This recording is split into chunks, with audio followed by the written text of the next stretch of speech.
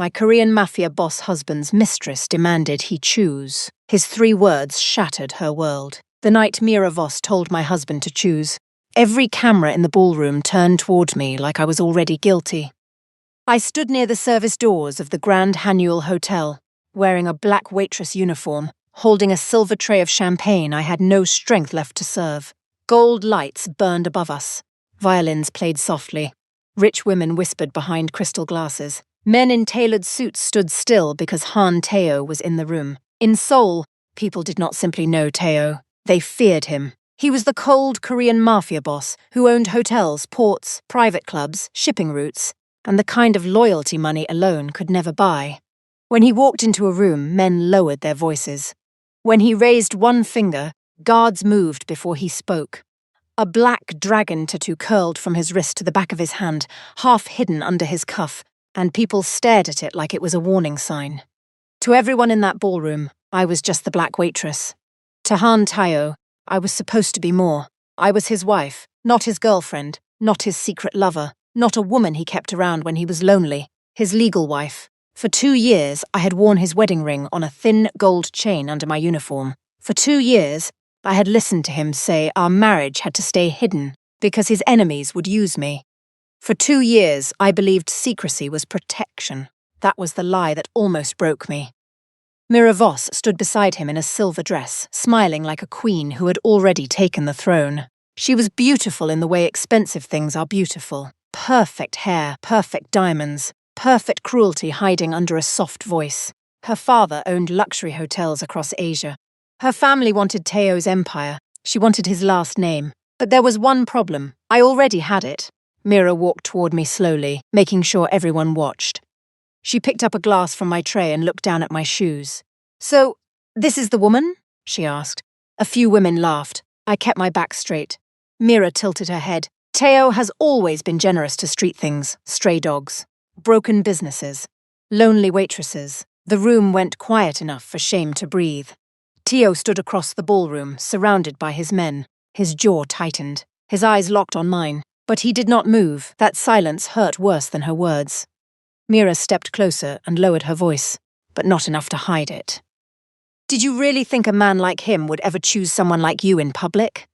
Then she poured champagne at my feet. Cold liquid splashed across my black shoes. Public humiliation, that was what she wanted. Not just to insult me, but to make sure I bent down in front of the same people who had ignored me for years. I did not bend. I looked at Teo. Move, I thought. Choose now. But he stood frozen, trapped between the woman he had hidden and the empire he thought he needed. Mira smiled because she thought his silence meant victory. Then she turned toward him and lifted her chin. "Choose, Teo," she said, loudly. "Me, my family, and your future. Or her." The ballroom stopped breathing. I slowly placed the tray on the nearest table. My hands were steady, even though my heart was breaking in real time. Then I reached under my collar, pulled out the chain, and showed the ring. A gasp moved through the room. Myra's smile slipped. Teo took one step toward me. I held the ring in my palm and said, "You don't have to choose me now. I should have chosen myself before you ever made me a secret. If you were Seller in this humiliation beat, would you stay silent or walk away? Comment, walk away if you believe dignity should never beg for a seat." Then I turned and walked away. But this was the shocking twist. That was not the moment I lost everything. That was the moment my counterattack began. Before I became Han Teo's hidden wife, I was Seller Monroe, a waitress at my aunt's soul food cafe near Itaewon. My Aunt Patrice raised me after my mother died. She was loud, honest, and impossible to scare. Her cafe was small, warm, and always smelled like butter, garlic, and peach cobbler.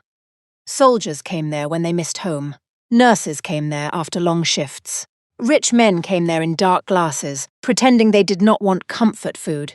That was where Teo first found me. It was raining hard that night. He came in alone, but 2 black cars waited outside. His suit was wet, his cheek was bruised, and his tattooed hand was wrapped in a white cloth. I knew immediately he was not a normal businessman. Normal businessmen did not make grown men lower their eyes through a window. I served him coffee and shrimp and grits. He stared at the food like kindness confused him. "You always feed strangers?" he asked. "Only the ones who look like they might fall over."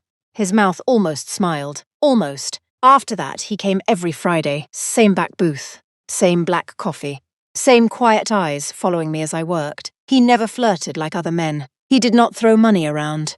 He did not call me beautiful every 5 minutes. He just watched me like I was the only peaceful thing in his life. One night, after closing, he helped me carry trash bags outside. I laughed because I knew his men were probably horrified.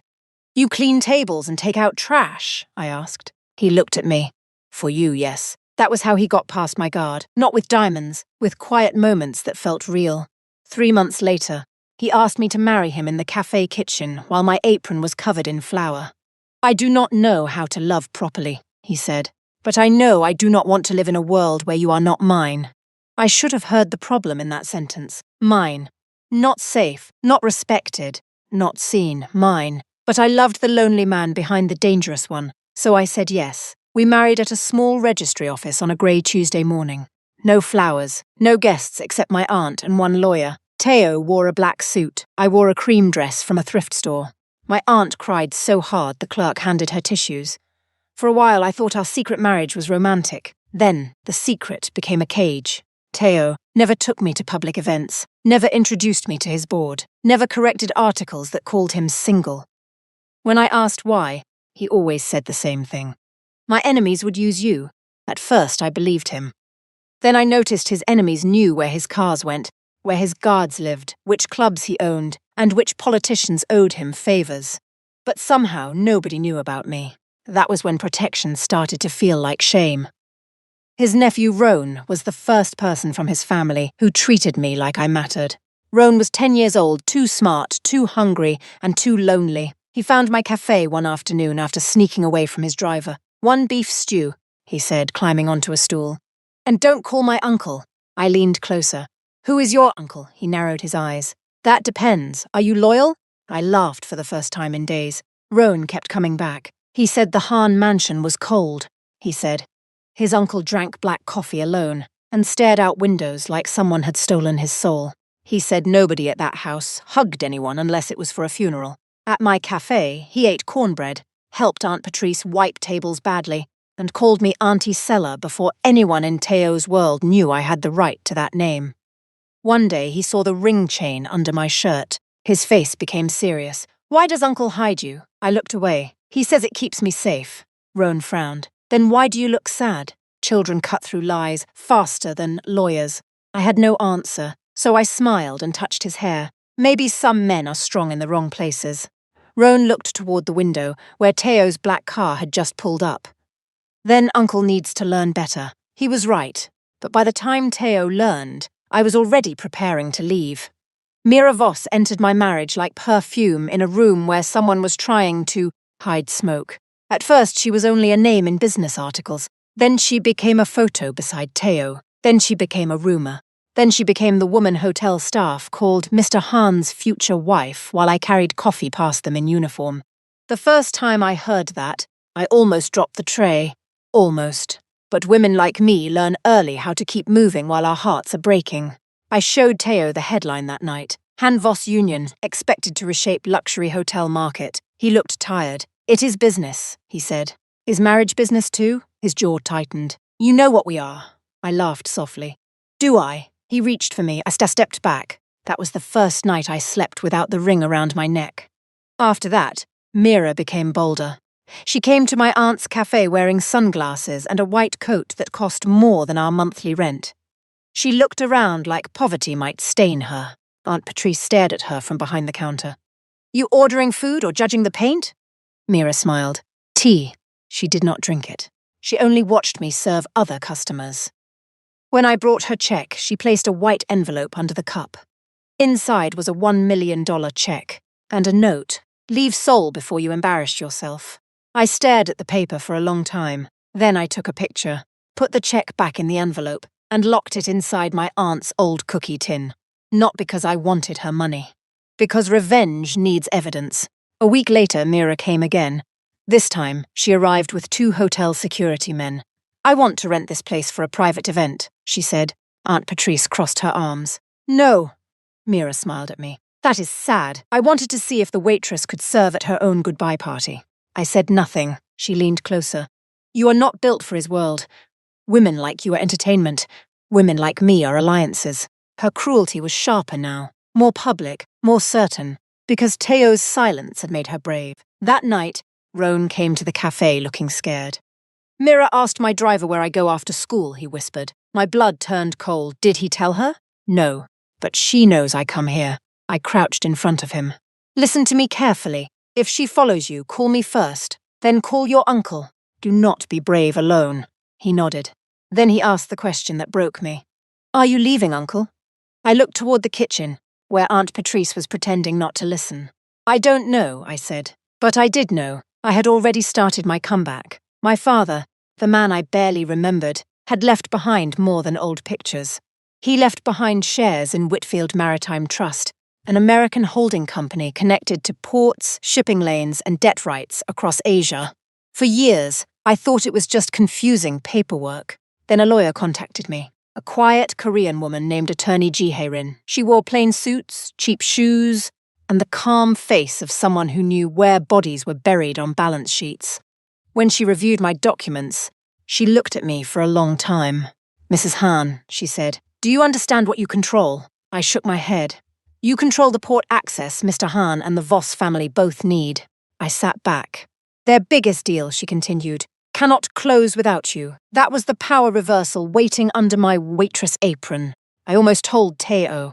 I almost gave him the truth. But that night, while we sat in my apartment, Mira called him. Her name lit up his phone. He turned it face down, but I had already seen it. There are moments when love does not die. It wakes up, it looks around, and it finally understands it has been sleeping in a burning house. So I kept my secret identity quiet, and I waited for the right room. The right witnesses, and the right mistake. Mira gave me all three. The Grand Hanul Gala was supposed to announce the Voss-Han partnership. Mira thought it would also announce her as Teo's future bride. She arranged the guest list herself, investors, reporters, hotel heirs, politicians, Teo's board, even 2 gossip channels that pretended to be business media. She wanted the whole city to watch her win. I wanted them to watch the truth arrive. Attorney Ji told me to stay away. You do not need to stand in the fire, she said. But I did, because Mira had built her power on making me invisible.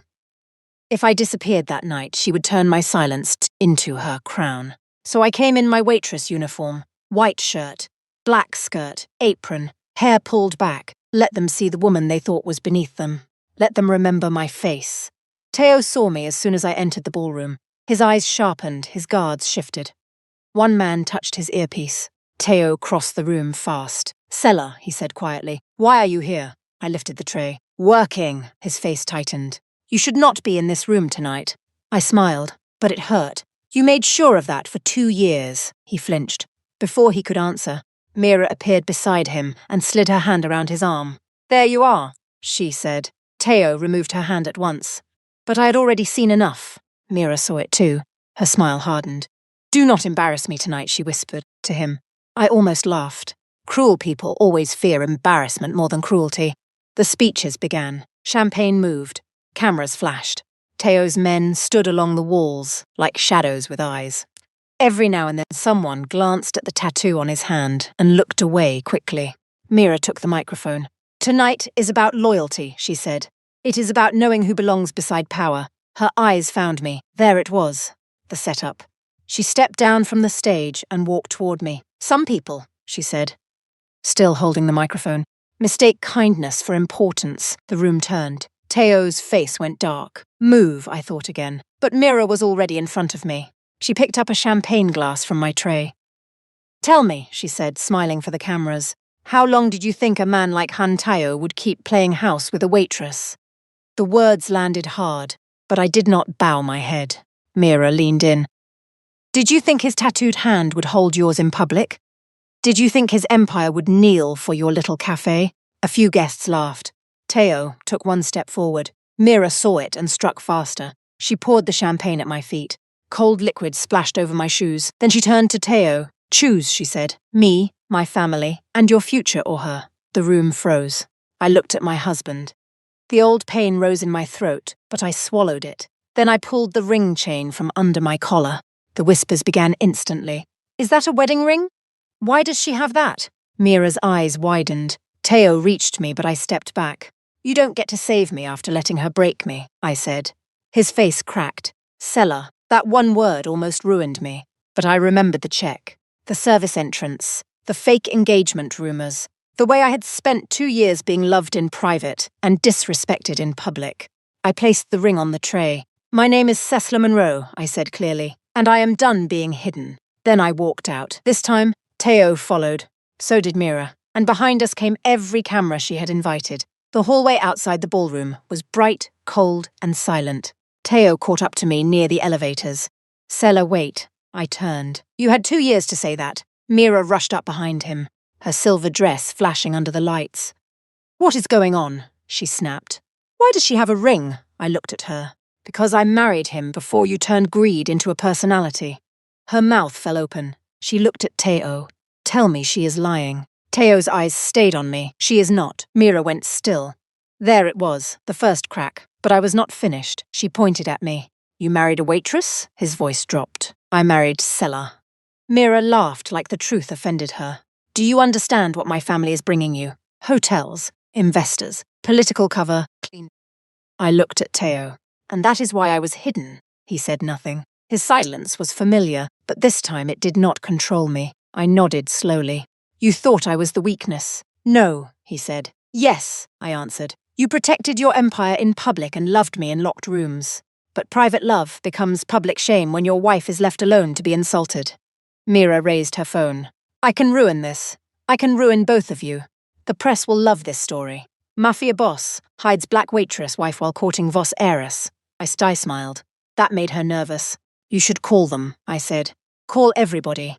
Teo looked at me like he did not know this version of his wife. Good, maybe he should meet her.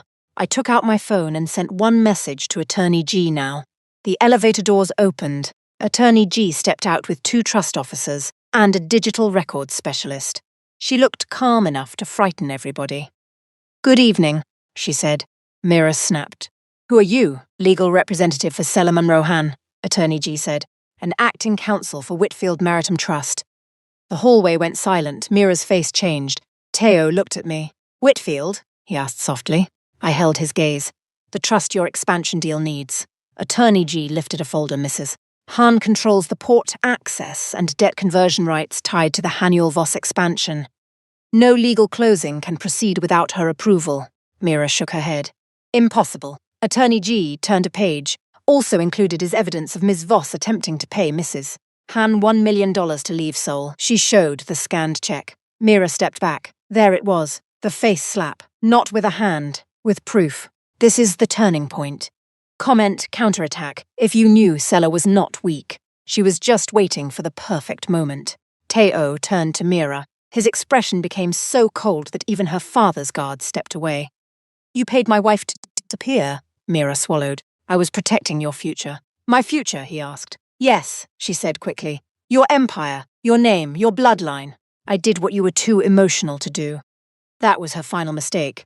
She thought Teo's silence meant he did not love me. But silence was not proof of no love. It was proof of cowardice. And now even he could see it. Teo turned toward the ballroom doors. Then he reached for my hand. I looked down at his tattooed fingers, then back at his face. I am not going back in there to be saved, I said. I know, he answered. You are going back in there to be seen. For once, he said the right thing. So I let him take my hand, and together, we walked back into the fire. When we entered the ballroom again, the entire room fell silent. Teo walked straight to the stage, holding my hand where every camera could see it. Mira followed behind us, but her confidence was gone. Her father stood near the front table, his face tight with anger. Teo's board members whispered urgently. His guards lined the walls, waiting for one command. Roan appeared near the front row in his school blazer, holding a container from my cafe. He looked at me, then at his uncle. Then he mouthed, "Say it." That child had more courage than most adults in the room. Teo took the microphone. For a moment he said nothing. I felt my chest tighten. Please, not silence again. Then he looked at me, and finally, my husband spoke. There will be no engagement to Mira Voss. Gasps rose across the ballroom. Mira's father slammed his hand on the table. Mr. Han, be careful. Teo did not even look at him. I have been careful for too long, he said, and my caution became cruelty. The room quieted. He turned toward the crowd. This woman is not my employee. She is not my secret. She is not charity. She is not a weakness in my empire. He lifted our joined hands. She is my wife. The ballroom exploded with whispers. Mira shook her head. Teo, stop! He looked directly at her. You asked me to choose. Her lips trembled. Then came the 3 words. I choose Sela. 3 words. Simple. Clean final. They shattered Mira's world. Not because he embarrassed her. Because he chose me in the exact room where she tried to destroy me. Mira's face twisted. You will lose everything. Teo looked at me. Then he said, then I lose it. For 2 years I had dreamed of hearing him say something like that. But the painful truth was, I no longer needed it to survive. That was my glow up. Not makeup, not money, not a new dress. My glow up was realizing I could still love him, and still leave if love came without respect. Attorney G stepped onto the stage and connected her tablet to the ballroom screen. Documents appeared behind us. Whitfield Maritime Trust, port access rights, Voss shell accounts, the $1 million check, messages from Mira calling me the waitress problem, audio of her saying, by the time he chooses, she will be too humiliated to stand. The room froze. Public humiliation had come back for its owner. Karma knows how to return a package. Mira's father turned toward her. What did you do? She whispered. I was protecting us, Attorney G said calmly. No. You were interfering with a legal spouse and attempting to influence a major business transaction through coercion. A board member stood. Mr. Hahn, if Mrs. Hahn controls the port rights, we do not need Voss. The power reversal hit so hard that Mira grabbed the back of a chair. 1 minute, she was the future queen. The next, she was a liability in silver heels. Teo faced his board. End all Voss negotiations, Mira gasped. You cannot do that. He looked at her. I just did. Face slap. Public. Clean. Final. Then he turned to me and lowered the microphone, but the room still heard him. I failed you, he said. I told myself hiding you was protection. But I made you carry loneliness and call it safety. My eyes burned, he continued. You should never have had to prove your worth to people beneath your dignity. I took the microphone from him. The room held its breath. I looked at Mira first. You thought serving tables made me small, I said. But honest work never lowered me. Your cruelty lowered you. Then I looked at Teo. And you do not get forgiven just because you finally told the truth. He nodded slowly. I know. Good. Because this was not a fairy tale where 3 words fixed 2 years. This was a comeback. And comebacks begin when a woman stops begging to be chosen. I left the gala alone. That shocked the reporters more than the hidden identity reveal. They expected me to fall into Teo's arms. They wanted a perfect romance ending outside the hotel doors. They wanted the cold Mafia boss, the betrayed black waitress wife, the crying mistress, and 1 clean kiss for the cameras. But healing is not a performance. Teo followed me to the curb. His driver opened the back door of the black car. I did not get in. Sela, Teo said softly. I turned. For the first time, he looked less like the most feared man in Seoul, and more like a man standing in the ruins of his own choices. I meant what I said, he told me. I know. Let me take you home. I am going home. He looked at the car. I shook my head. Mine, not yours. Pain moved across his face. Can I come? No. He accepted it. That mattered. The old Teo would have ordered protection, sent guards, bought a building, called it love and expected me to be grateful. This Teo only nodded. What do you need from me? He asked. I almost said nothing. But pride is not always strength. Sometimes honesty is. Time, I said. Truth. And no more locked rooms. You have them. I walked away with everything they thought I needed him to give me. My name, my dignity, my trust, my power, my ring in my purse. And yes, in the language my audience would understand, she walked away with everything. But walking away did not mean I stopped hurting. Back at the cafe, Aunt Patrice waited with tea, slippers, and the expression of a woman who had watched the live stream 5 times. Well, she said, that silver dress girl learned the difference between shiny and valuable. I laughed. Then I cried. I cried so hard I slid down the kitchen cabinet and sat on the floor like a child. Aunt Patrice sat beside me and held my hand. I still love him, I whispered. I know, baby. I hate that. No, she said. You hate that loving him made you lonely. That was the truth. Over the next few days, Seoul turned my pain into headlines. Secret wife of Han Tae-oh revealed. Waitress high-risk controls $1 billion port deal. Voss partnership collapses after gala scandal. Some people called me lucky. Some called me dangerous. Some called me brilliant. Some called me a gold digger, because bitter people always find a way to hate a woman who survives. But one comment appeared again and again. She won. It should have made me happy. Instead, it made me tired. Because winning in public does not heal private wounds. Roan came to the cafe every afternoon like a small emotional reporter. "Uncle is suffering correctly," he announced one day. Aunt Patrice nearly dropped a pan. "Correctly," Roan nodded. "He is not drinking, he is reading marriage books. Bad ones, but still." I laughed to spite myself. "He also fired 2 advisors who told him to deny you," Roan added. "And he made the guards stop calling you a security risk. That mattered. Not enough. But it mattered. Teo did not flood my apartment with flowers. He did not send diamonds. He did not try to buy forgiveness. Instead, he sent one handwritten letter every night. The first said, 'I stared at your empty side of the bed and understood that I made you feel empty while standing beside me.' 'I am sorry,' the second said. 'I used enemies as an excuse. The truth is, I was afraid to be seen needing someone.' The third said, 'Protection without respect is control. I understand that now.' I did not answer, but I read every word. That was the part nobody online saw. Revenge exposed Mira.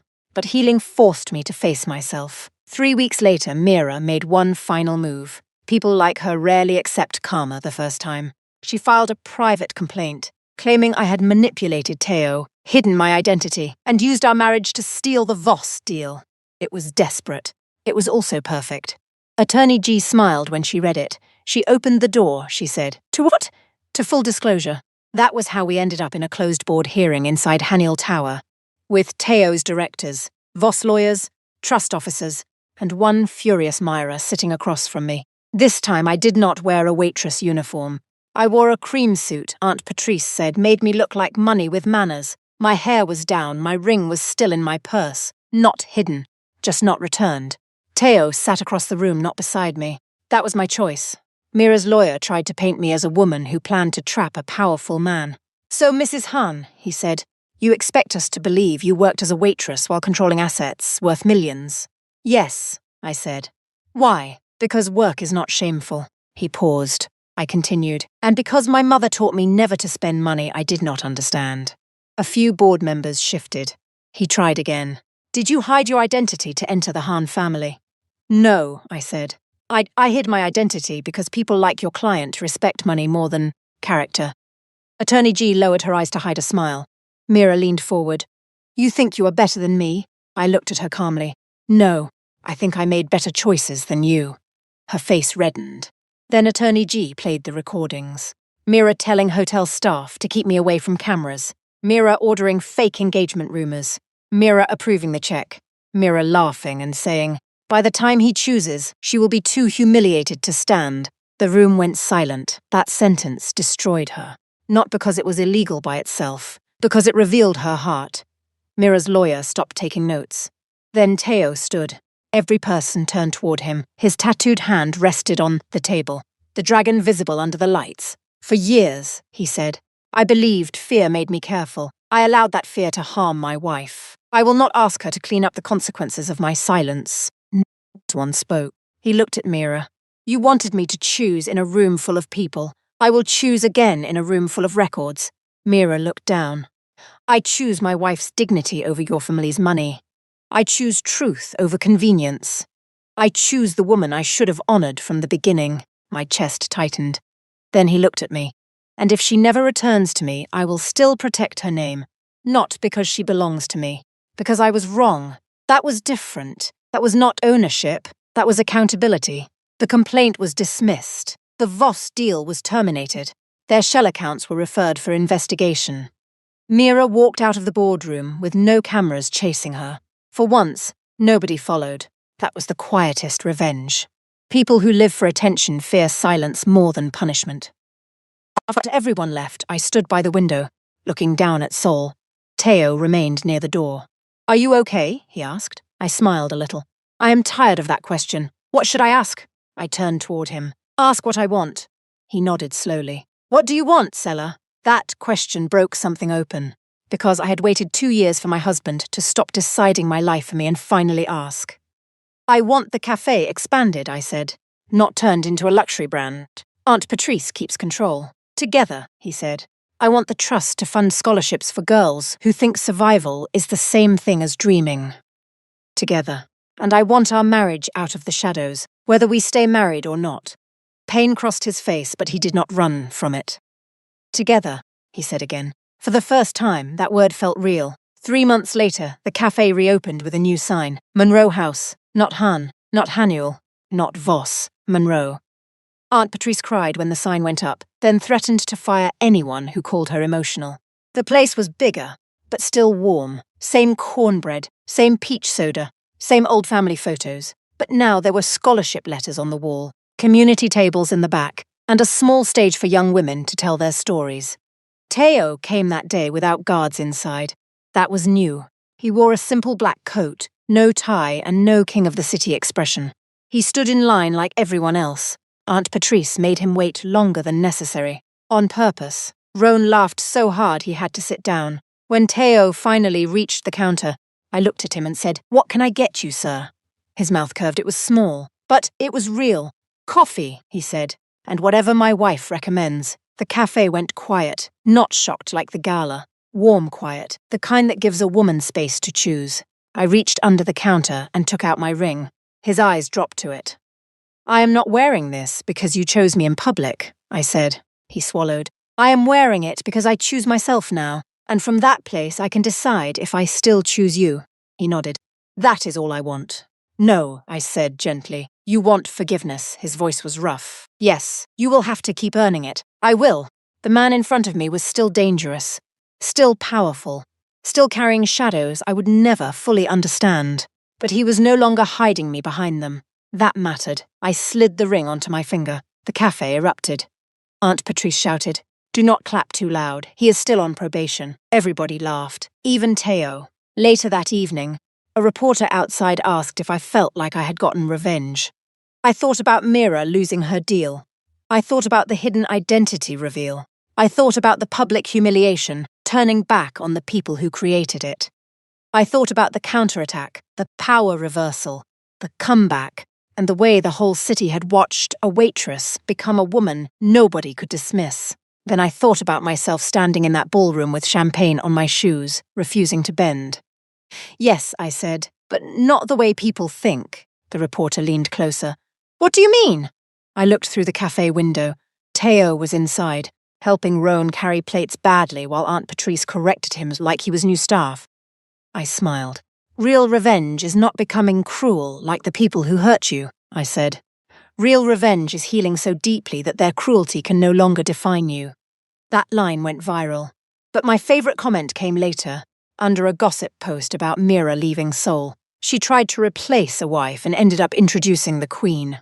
I laughed when I read it, because it was almost true. Almost. No one introduced me.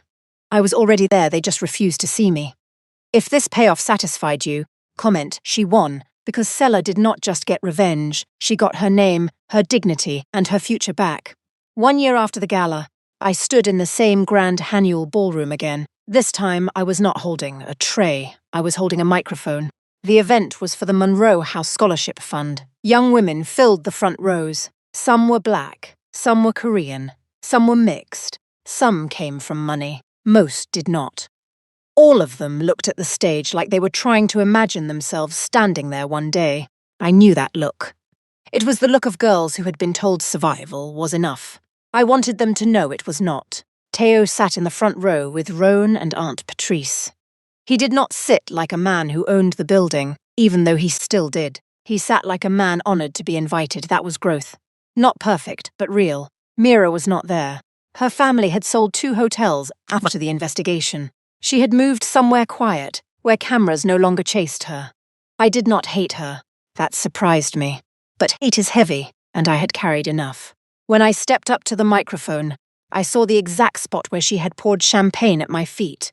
For 1 second, I was back there. The laughter, the whispers, the cold splash. The silence from the man who should have protected me sooner. Then I looked down at my shoes. Gold heels this time. Not because gold made me better. Because I liked them. That was enough. I smiled at the room. 1 year ago, I said, I stood in this ballroom and learned that betrayal can happen in public, but so can a comeback. The room went still. I was called a waitress like it was an insult, but waitressing taught me more about power than any boardroom ever could. It taught me how people treat you when they think you cannot help them. It taught me who says thank you, who looks away, who snaps their fingers, who leaves a mess and expects someone invisible to clean it. I looked at the young women. Never let honest work make you feel small. Never let someone's money convince you they have more value than you. And never confuse being hidden with being protected. Teo lowered his eyes. He knew that lesson had cost me. I continued. A woman does not become powerful when rich people finally clap for her. She becomes powerful the day she stops begging people to see what God already placed inside her. Aunt Patrice wiped her eyes. Roan clapped too early, then pretended it was on purpose. I laughed, and the room laughed with me. Then I gave them the lesson that closed the whole story. If someone only chooses you when losing you becomes expensive, do not rush to call it love. Watch what they do when there is nothing to gain but your trust. Love without respect is just another pretty cage. But dignity, once you claim it, becomes a key no one can take back. When I stepped down, Teo stood, not to take the stage, not to rescue me, just to meet me at the bottom of the steps. He held out his hand. This time there was no secret, no shame, no hidden door, no mistress waiting with a microphone. Just my husband still learning, and me no longer waiting to be chosen. I placed my hand in his. Roan ran up and hugged us both, almost knocking us over. Aunt Patrice yelled for him to stop wrinkling my dress. Cameras flashed, but I barely heard them, because the loudest thing in that room was peace. Not perfect peace, earned peace. The kind you get after betrayal tries to bury you, revenge tries to harden you, and grace teaches you how to rise without becoming the thing that hurt you. That was the real ending. Not that Mira lost. Not that Teo finally chose me. Not that the world learned my secret identity. The real ending was this. I chose myself first. And from that moment on, every room that tried to shame me had to make space for the woman I became. I was Seilaf Monroe Han, a waitress, a wife, a daughter of a hidden legacy, a woman who walked away with everything that mattered. And yes, she won.